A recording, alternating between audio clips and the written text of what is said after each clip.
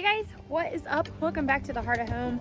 I am Courtney and I have some fun things planned for you guys today. But first, it's time to feed the worms our leftover carrot scraps. There they are. The worms that I use in my worm farm are called red wrigglers, and they are surface dwellers, and so they really don't go very deep in the worm bins for the most part. I mean, depending on how deep your worm bin is. What I like, other than this piece, is that I'm not finding a bunch of other food scraps in here, which tells me it is certainly time to feed them again. Also, this cobweb in here is a great sign that the ecosystem in here is thriving and doing well.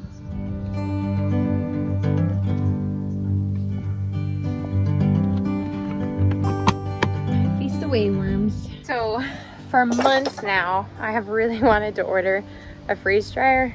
However, that is just way out of budget for any average American without intentionally saving. So instead of getting a freeze dryer, I actually went ahead and just ordered a hanging rack so that I can just dry my herbs. Now the only disadvantage to using this drying rack that I'm going to show you guys is it's not as quick.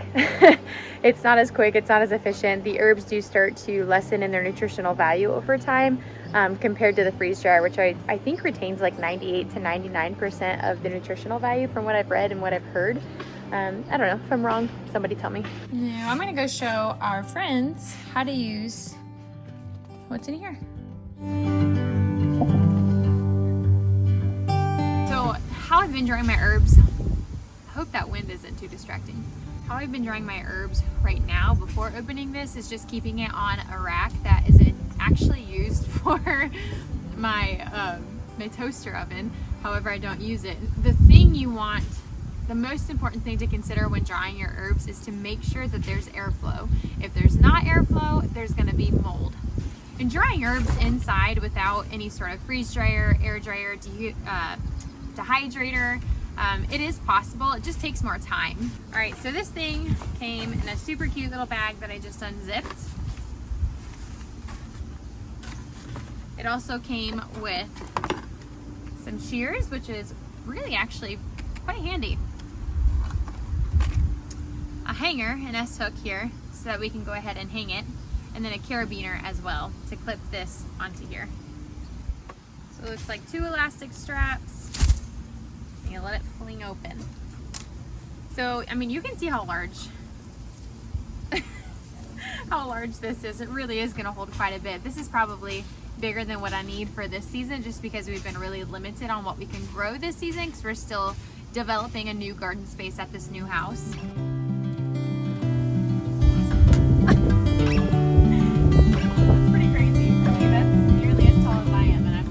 So before I show you guys how I'm gonna set this up downstairs in our laundry room, I'm gonna go ahead and take you around the yard and around the garden and go collect some herbs so I can show you firsthand how to do this. First place actually is right here in the kitchen.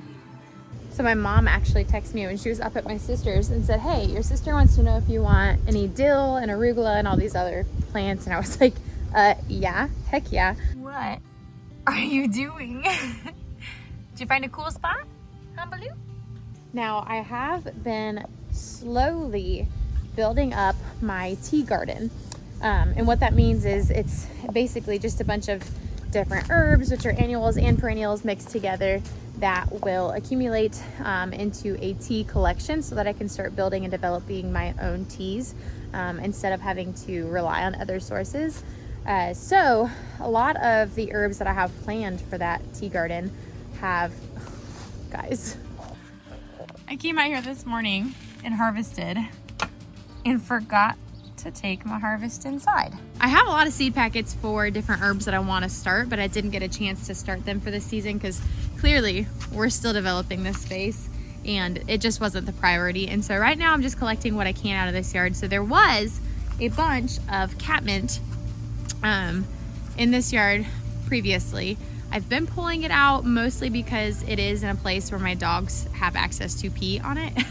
But there is a spot actually back here in the garden that I am gonna cut some and dry it. Yes, catmint is totally edible. It is safe to put in teas and to consume. However, people say it can be quite bitter, and then if you have too much of it, it can be a little upsetting to your stomach. And so I am being mindful of that. That is something that any gardener or any person in the kitchen should really be mindful of, especially when putting plants together for things like herbal concoctions or tinctures or teas, whatever it might be. It is wise to know the benefit to each herb, the suggested amount. Also, if you've been following my garden tours, I have really great news. My tomatoes are finally blushing. Y'all check that out, my first banana pepper. Now, I came back here with the intention of not giving y'all a tour of the garden because that video is supposed to be filmed tomorrow or the next day. So we'll see if we can get through this without me getting completely distracted. All right, so one of the first things that I am gonna go ahead and just throw in that drying rack is this kale. Now this kale has been doing quite all right. It did suffer from some cabbage worms there for a while, as you can see here. So I've been having this issue with an obnoxious amount of flies on my hydrangea.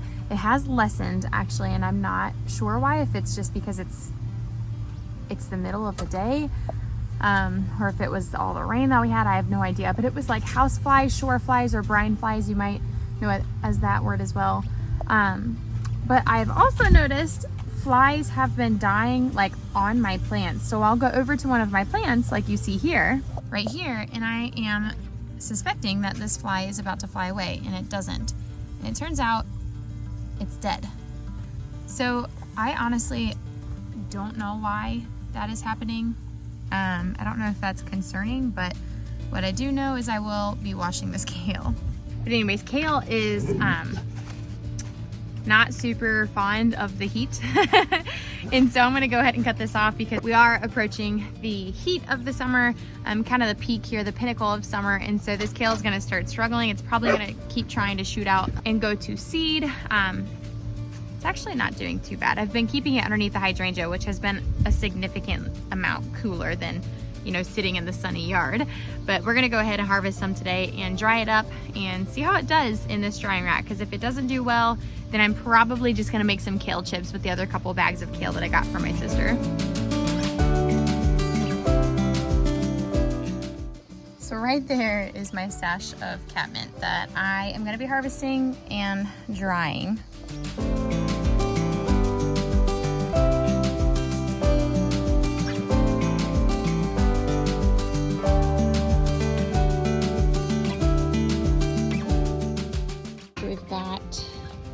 Kale, we've got catmint. I'm also gonna go harvest some of these chives over here and do some dry chives so that we can mince it up and have like a minced onion.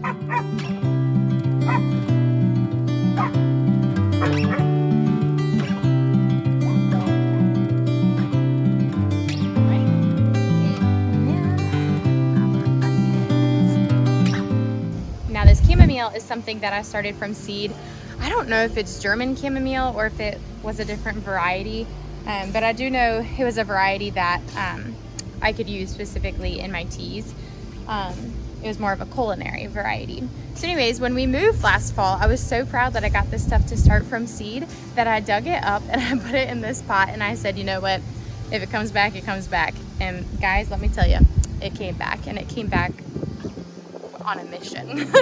This thing has been putting off literally all summer long. I've come out here once or twice a day and harvest a handful of flowers, so not a ton, but definitely a lot for really only having 2 different plants in here. So chamomile is something that I've been drying inside, so I will go ahead and show you guys that here in a little bit. So there is actually one last thing that I want to try to dry.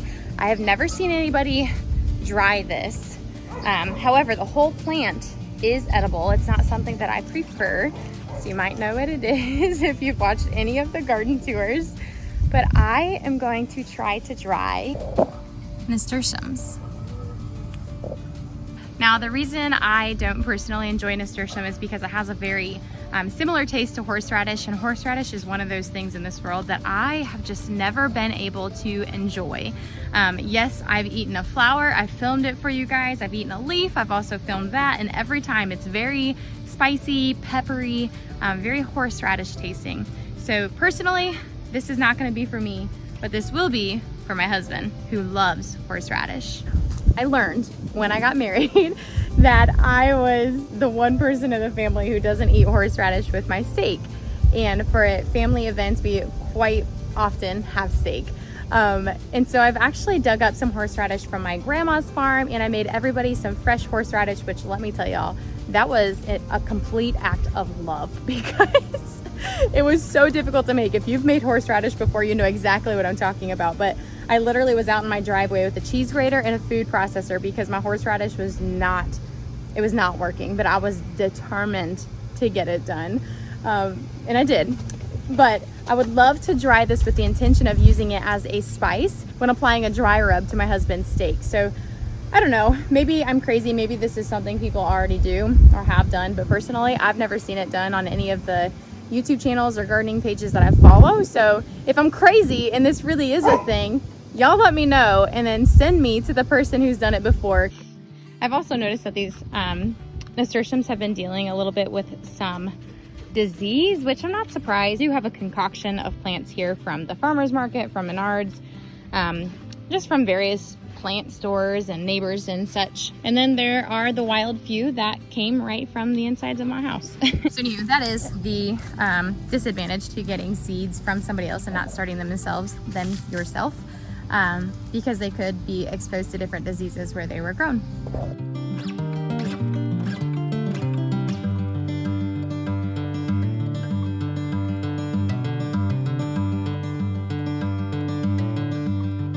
Y'all, that right there, that is the culprit of all my cabbage worms. I wish I could catch them, but at the same time, they're great pollinators, so I'm just learning to live with it. Now we've got nasturtium. So let's go ahead and go and get these plants situated. We're gonna get them rinsed. We're gonna hang this guy up. We're gonna get them put in there, and then maybe I'll put some more herbs in it. So fun fact, this used to be my kitchen. So now we have a second temporary kitchen, which is upstairs, which is what you guys have all seen in the videos and during the house tours and stuff. But now I get to use this space again. And you might be wondering, okay, well, why did you pick your laundry room? Well, herbs need to be out of direct sunlight because when they're within the direct sunlight, the enzymes and all the other things in the herb or in the plant itself will begin to break down. They'll begin to compost. So not only that, but they also need to be in a cool area where the air is well circulated. This is going to be the darkest room, the coldest room. It's not cold, it's cool. But the least humid because it's not around windows, it's not around opening doors, it's not around my child, which is going to leave windows and doors open. So this room is dark, it's cool, and there is a good enough circulation of air. Now, if you leave your herbs outside to dry, again, they're going to start to decompose, but there's too much moisture in the air, especially during the summertime.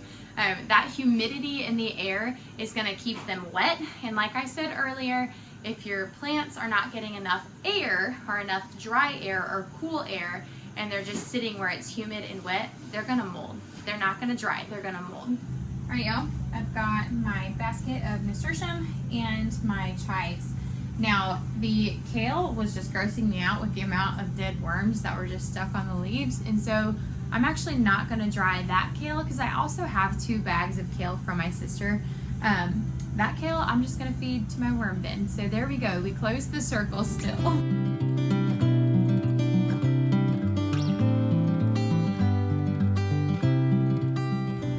Now I suspect that the nasturtium leaves will dry before the stems do.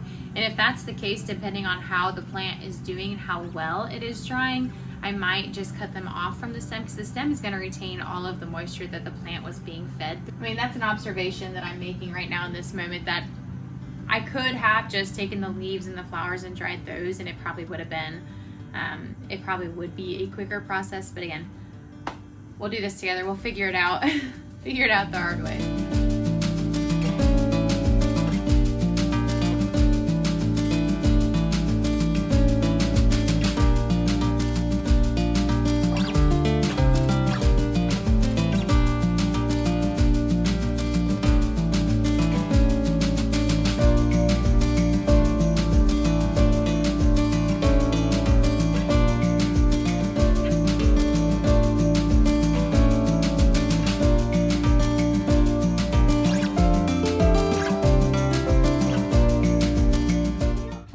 sneak outside, I wanted to show you guys my chamomile and my basil set up here. So my basil and my chamomile have just been sitting on this tray, which is supposed to go in here, but we don't use it.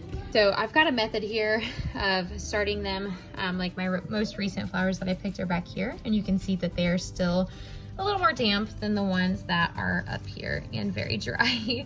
So I have been harvesting them and putting them on here. Another thing I have is elderberry that I just picked when we were on a bike ride, and those have dried, and so I have gone ahead and put them in this little jar. However, I am waiting for my oxygen absorbers to come before I actually put a lid on this. So that is it, y'all. We've got them all filled up except the top one because I just was not feeling like climbing up on a ladder. I will go ahead and give you guys an update on that here, probably in 2 to 3 weeks, depending on the schedule, and give you guys an update as to how those things are drying, which ones are drying better. If you are curious on where to find that herb drying rack, go ahead and look down in the description of this video. I will link it in my Amazon affiliate storefront. And with that, we just want to say thank you to anybody who's purchased through there or who will purchase off of this video. I do get a portion of the proceeds there, and so I just want to say thank you from our family to yours. I will give you guys an update here probably in the next 2 to 3 weeks to see how those herbs are doing. I might mention it in some of the coming garden tours, so stay tuned there. But until then, I'll catch you guys on the next video. Bye.